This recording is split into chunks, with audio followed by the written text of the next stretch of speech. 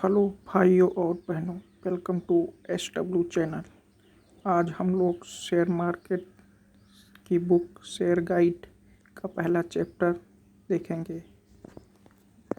जानिए शेयर बाज़ार क्या है। जानिए शेयर बाज़ार को। शेयर बाज़ार क्या है?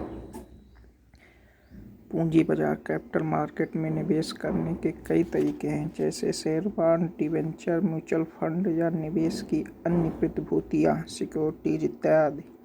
प्रत्येक प्रकार के निवेश की कुछ विशेषताएं, लाभ तथा उद्देश्य व कारण होते हैं। निवेश के इन विभिन्न तरीकों में शेयर द्वारा शेयर बाजार में किया गया निवेश सर्वाधिक लोकप्रिय व आम है। शेयर का हिंदी में अनुवाद करें तो इसका अर्थ होता है बांटना। वास्तव में यह प्रक्रिया बांटने की ही है। दरअसल शेयर किसी कंपनी में आंशिक भागीदारी स्वामित्व प्राप्त करने का तरीका है। किसी कंपनी के शेयर खरीदने का पर्याप्त है कि व्यक्ति उस कंपनी का आंशिक हिस्सेदार बन रहा है। इस प्रकार के निवेश में कंपनी की हिस्सेदारी से जुड़े फायदे हैं तो कंपनी के व्यापार से जुड़े खतरे भी शामिल होते हैं। कंपनी के शेयर खरीदना तथा बेचना निवेश की गतिविधियां हैं। वह निवेशक जो किसी कंपनी का शेयर खरीद लेता है तब वह उस कंपनी का शेयर होल्डर कहलाता है। दूसरे शब्दों में शेयर की खरीदारी को इक्विटी की खरीदारी भी कहा जाता है तथा शेयर होल्डर इक्विटी होल्डर या इक्विटी शेयर होल्डर भी कहा जाता है। यदि आप शेयर की जगह इक्विटी शब्द सुने तो भ्रमित होने की जरूरत नहीं है, क्योंकि तीनों का अर्थ एक ही है।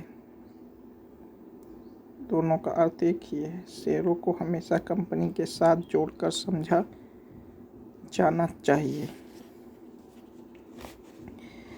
शेयरों के लेन देन की प्रक्रिया। शेयरों को खरीद बिक्री दो तरीकों से की जाती है।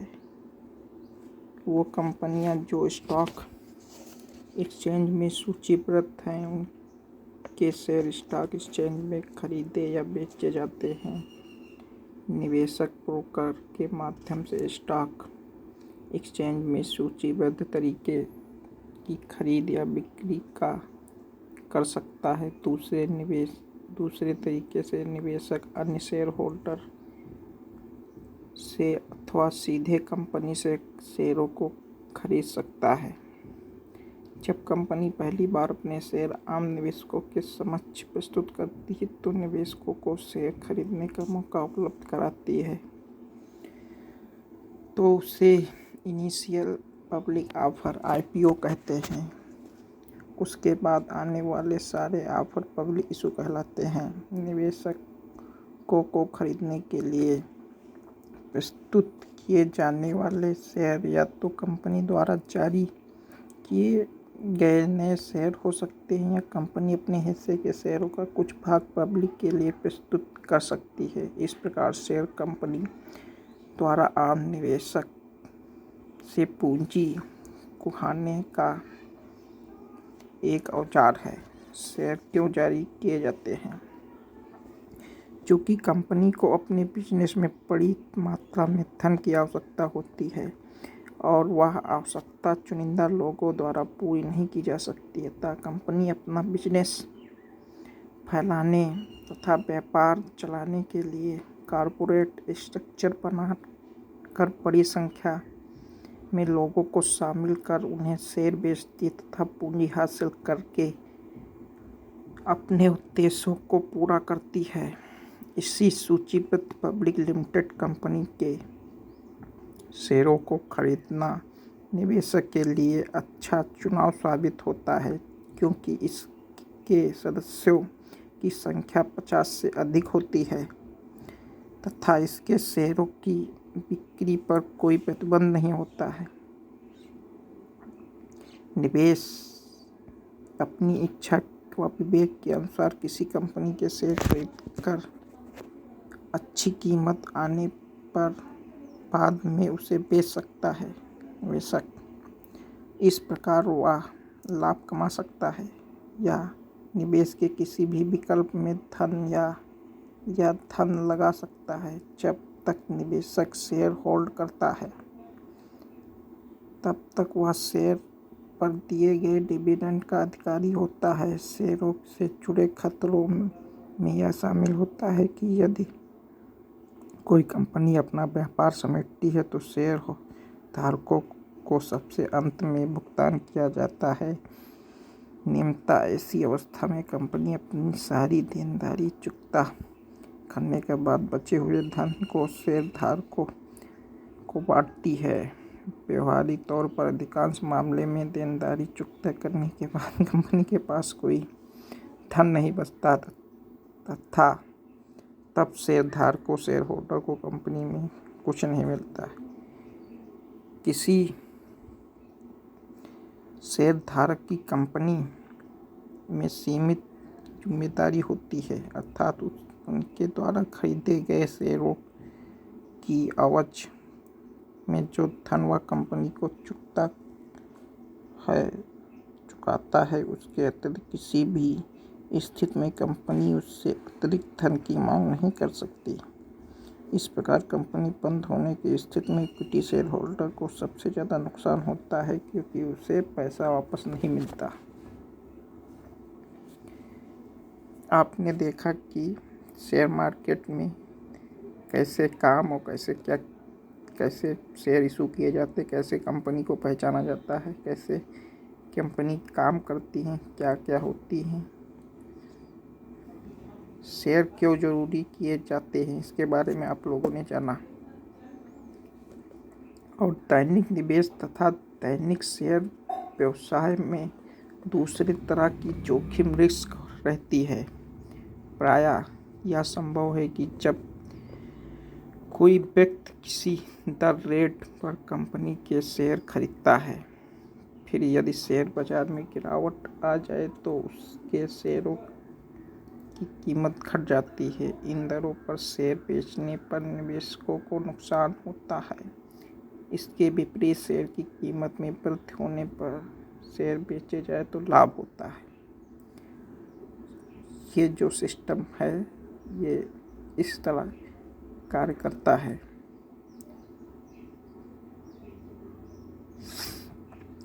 शेयर कितने प्रकार के होते हैं?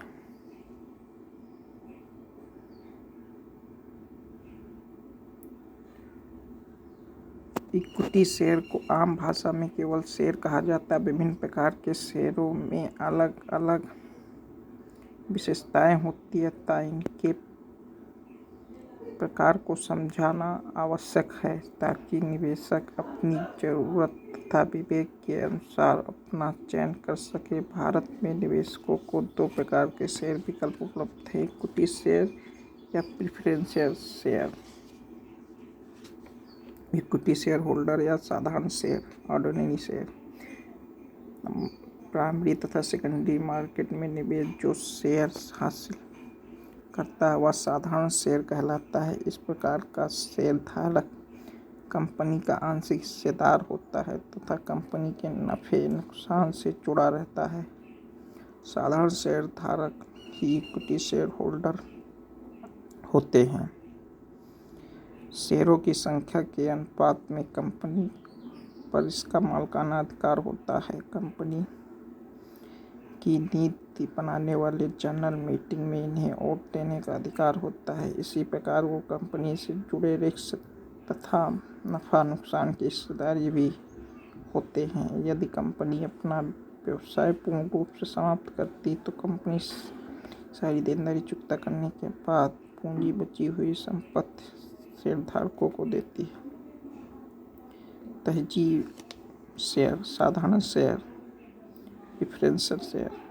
साधारण शेयर के विपरीत कंपनी चुनिंदा निवेशकों प्रोमोटर या दोस्ताना निवेशकों को नीतिगत रूप से प्रेफरेंस शेयर जारी करती है। यह प्रेफरेंस शेयर की कीमत साधारण शेयरों की मौजूदा कीमत से अलग भी हो सकती है। साधारण शेयर के विपरीत प्रेफरेंस शेयर धारकों को वोट देने का अधिकार नहीं होता। प्रेफरेंस शेयर धारकों को प्रतिवर्ष निश्चित मात्रा में लाभ डिविडेंड मिलता है। प्रेफरेंस शेयरधारक साधारणतः शेयरधारक की अपेक्षा अधिक सुरक्षित होते हैं कि जब कभी कंपनी बंद करने की स्थिति आती तो पूंजी चुकाने से मामले में प्रेफरेंस शेयरधारकों को साधारण शेयरधारकों से अधिक तरजीह दी जाती है। कंपनी अपनी नीति के अनुसार प्रेफरेंस शेयरों का आंशिक अथवा पूर्ण रूप से साधारण शेयरों में परिवर्तित भी कर सकती है।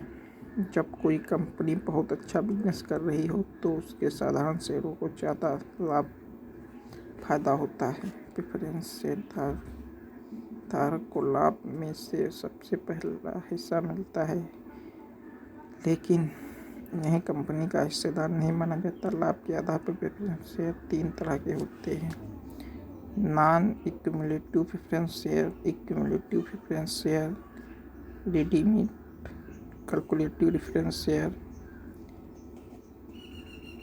कंवर्टिबल प्रेफरेंस शेयर होते हैं।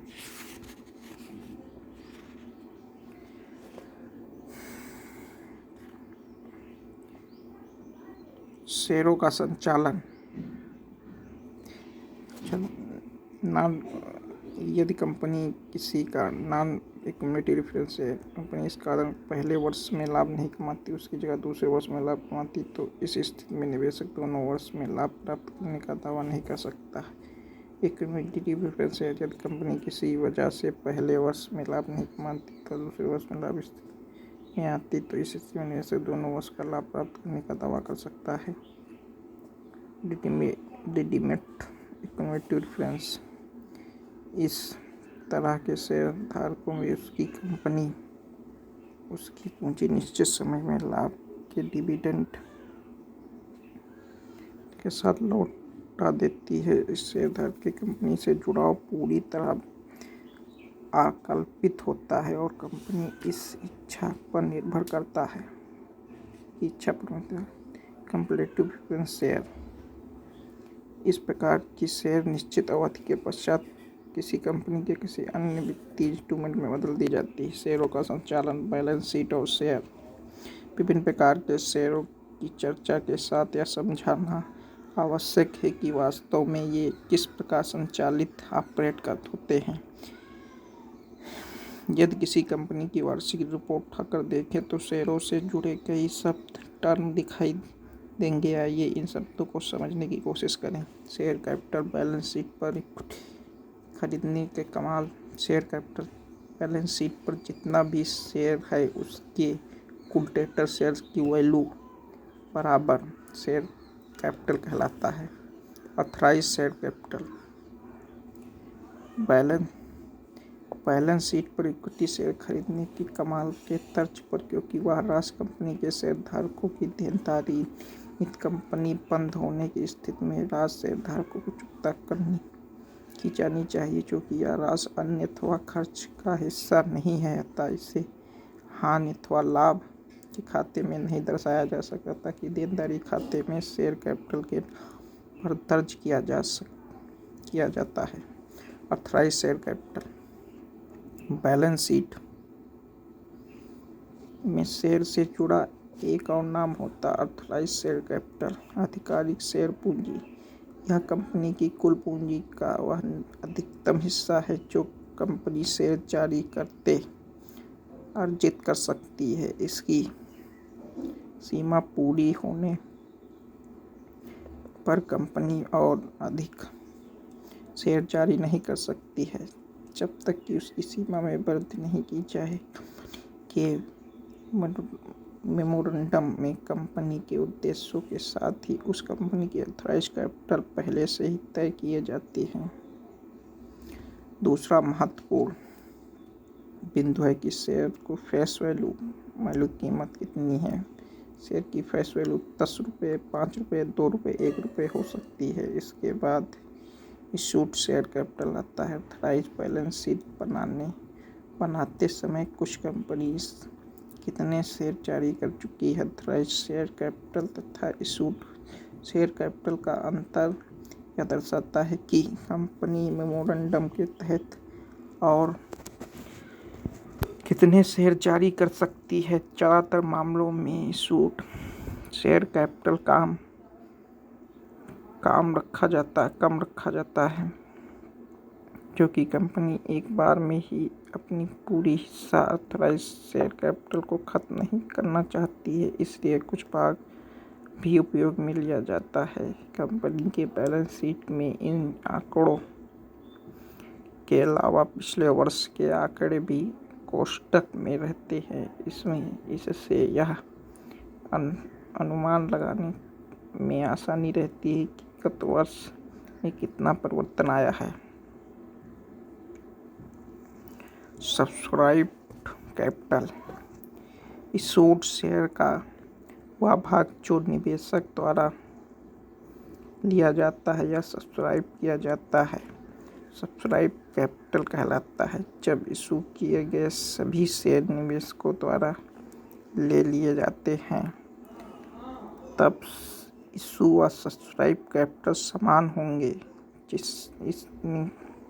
इससे शेयरों की कुल संख्या का अनुमान होता है कि कितने शेयर इशू किए गए हैं और निवेशकों में कितने लिए।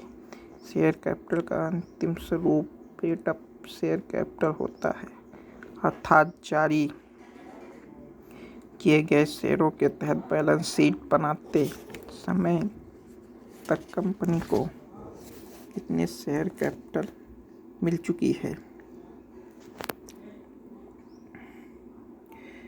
बोनस व राइट इशू, ये भी एक माध्यम होता है कि कंपनी बोनस इशू भी करती है व राइट इशू भी लाती है, जिससे शेयरधारकों को उस कंपनी में लाभ दिला जा सके। बैलेंस शीट में कंपनी द्वारा जारी किए गए बोनस शेयरों की संख्या का उल्लेख होता है। इससे यह पता चलता है कि कंपनी के शेयर कैपिटल में कितना हिस्सा शेयर बेचकर अर्जित किया गया है तथा कितना हिस्सा निवेशकों को बैलेंस शेयर जारी करके शेयर कैपिटल में हासिल किया गया है। बोनस शेयर धारकों को मुफ्त में जारी किए जाते हैं। बोनस शेयर क्यों जारी किए जाते हैं? बोनस शेयर ज़्यादातर कंपनी को शेयरधारकों को उनके साथ जुड़े रहने के लिए लॉन्ग टर्म में उनको एक बोनस दिया जाता है कि आप जैसे बोनस 1:1, 5:2, 10:4, जैसे 1:2 मतलब एक शेयर पर एक शेयर, 5:2 मतलब 5 शेयर पर 2 शेयर बोनस मिलेंगे, 10 शेयर पर अब 4 शेयर बोनस मिलेंगे। इस तरह कंपनी अपने बोनस इशू करती हैं और उसी तरह कंपनी अपने बोनस इशू शेयरधारकों को देती हैं। उनकी कुछ टाइम और अंतिम फर्स्ट टाइम और लास्ट टाइम के बीच में शेयर होना चाहिए और कुछ टाइम निर्धारित करती हैं कि इनसे इतने के बीच दिया जाएगा। फिर वो सभी शेयरधारकों को उनके डीमैट अकाउंट में शेयर दे देती हैं।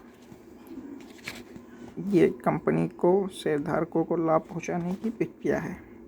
दरअसल बोनस शेयर का संबंध कैपिटलाइजेशन ऑफ रिजर्व से है, इसलिए पहले हम कैपिटलाइजेशन ऑफ रिजर्व क्या है इसे समझते हैं। दरअसल जब कोई कंपनी अपने व्यवसाय के द्वारा वित्तीय वर्ष में लाभ अर्जित करती है, तब कंपनी नियमित खर्चे निकाल कर, देनदारियां निकाल कर, लाभांश निकाल कर बची हुई राशि भविष्य के विस्तार के लिए रिजर्व रखती है, साल दर साल।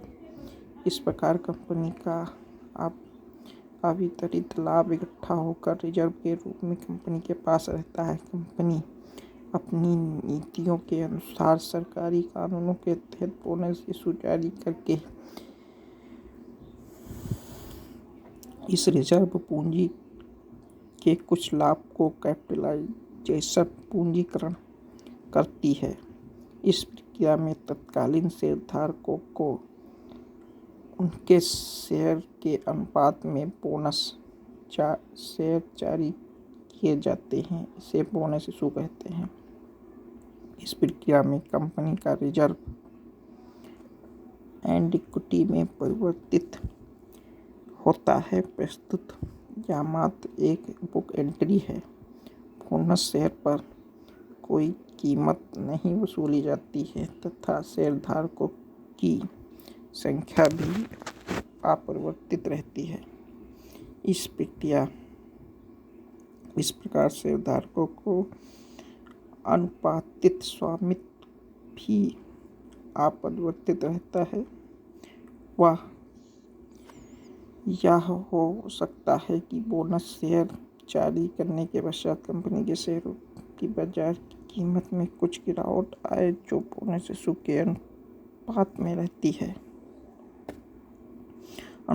होती है। साधारणतः कंपनी प्रतिवर्ष अपने लाभांश डिविडेंड की दर बनाए रखती है। शेयरधारकों को बोनस इशू मिलने के बाद ज़्यादा डिविडेंड मिलता है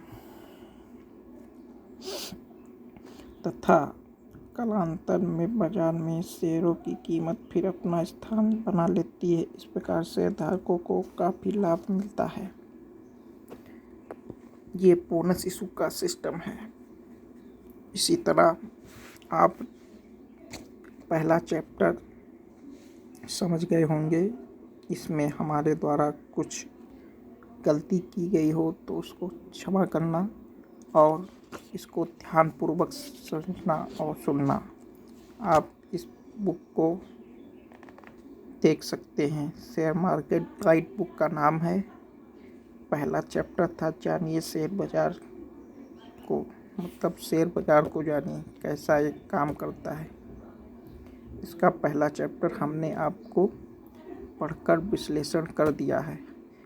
आपके कोई भी सवाल या कोई भी डाउट है तो आप कमेंट बॉक्स में लिख सकते हैं।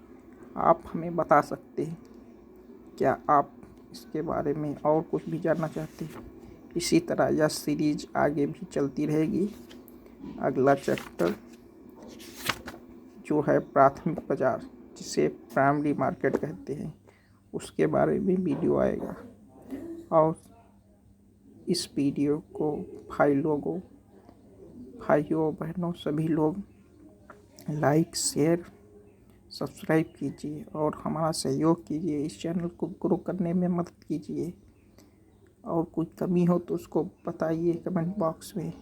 और शेयर बाजार में जो लोग काम करना चाहते हैं तो इस तरह की बुक और भी पढ़ सकते हैं, हमारे वीडियो देख सकते हैं। और जो भी दिक्कत हो मुझे बताइए, हम सॉल्व करने की आपकी पूरी मदद करेंगे। आप सब लोग हमारे साथ बने रहिए। हम आप सब लोग को फाइनेंशियली डिपेंडेंट बनाने में पूरा प्रयास करेंगे। और आप कुछ नियम हैं वो फॉलो करते रहें, आप बन जाएंगे। दूसरा चैप्टर इस बुक को पूरा पढ़ना और ध्यान से देखना क्या क्या है इसमें, और आप फाइनेंशियली इंडिपेंडेंट और अपने पूंजी को कैसे ग्रो कर सकते हैं ये सब जान जाएंगे। आगे आने वाला वीडियो आप सभी लोग देखें। इसके लिए थैंक यू वेरी मच। आपका समय कीमती है। Thank you very much.